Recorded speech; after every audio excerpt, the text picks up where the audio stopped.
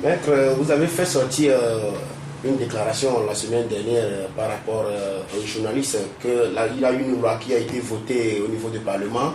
Quelle est votre réaction par rapport à cette loi? Mais vous savez que c'est vraiment scandaleux. Parce que le Togo dispose déjà d'un code de la presse et de la communication qui dépénalise le délit de presse. Et, contre toute attente, l'Assemblée nationale, à majorité unie, vote une loi portant nouveau code pénal qui prévoit, en son article 97, que lorsque l'on se rend auteur, par exemple, et il faut d'abord essayer également de circonscrire cet aspect de la chose, on se serait rendu auteur de fausses informations, on peut être embastillé, on peut être emprisonné.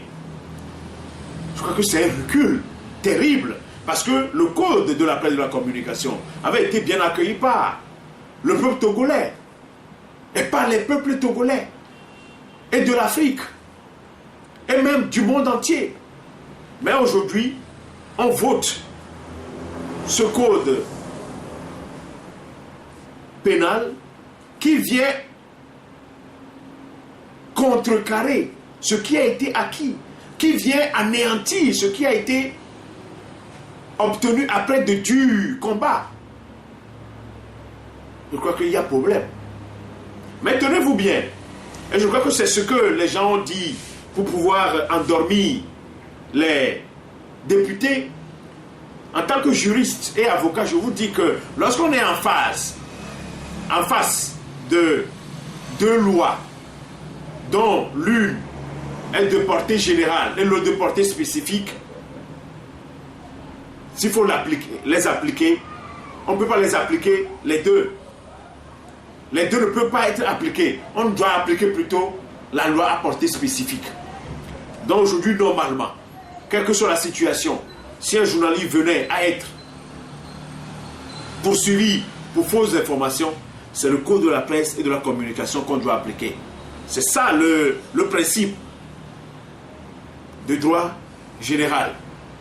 C'est ça le principe qui se dégage en matière juridique. Maintenant, puisque nous sommes dans un pays anormal, il peut arriver que cela ne se fasse pas. C'est ça le problème. C'est pourquoi, au lieu qu'il y ait des cas d'interprétation, des cas à problème, qu'on puisse faire en sorte que ce code-là respecta les dispositions anciennes et qui sont contenues dans le code de la presse et de la communication. En tout cas, nous, au niveau de l'association Ensemble pour les droits de l'homme, EDH, nous avons dit qu'il est important que les premiers responsables de notre pays fassent relire ce texte-là et que amendement soit fait et que donc on puisse être en phase avec et le nouveau code pénal et le code de la presse et de la communication. Voilà tout ce que je peux vous dire et je termine en vous remerciant pour tout ce que vous ne cessez de faire dans le domaine de la communication et vous le faites si bien que on ne peut que vous féliciter malgré les difficultés que vous rencontrez. Mais vous savez que, comme l'a dit quelqu'un, et repris par Feu Kwame Elpidio Epifanio Olympio lors de la proclamation de l'indépendance du Togo, la nuit est longue, mais le jour vient.